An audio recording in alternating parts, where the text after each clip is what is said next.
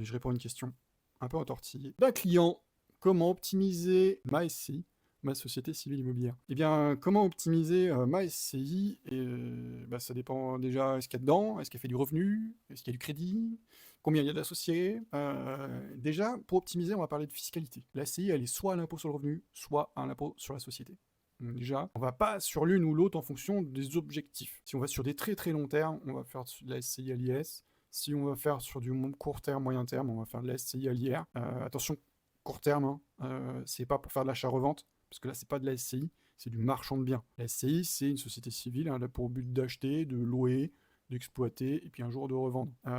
Marchand de biens, lui, il achète, il revend, c'est son métier. Il l'exploite pas forcément. La plupart du temps, il n'exploite pas d'ailleurs. Et donc, comment l'optimiser? Eh bien, en premier lieu, il y a cette histoire de fiscalité, et si la fiscalité, ça marche pas, eh bien, il y a une histoire de holding. On crée une holding au-dessus, et on fait remonter l'argent dans la holding. Et grâce à la holding, on va créer une autre SCI à côté, et ainsi de suite. Et en fait, holding, SCI, trop plein, hop, et troisième SCI, et ainsi de suite. Si cette réponse à cette question vous a plu, likez, commentez, et si vous avez une autre suggestion, eh bien, likez, commentez sur le site de Wallpierre, sur Facebook, Instagram ou TikTok.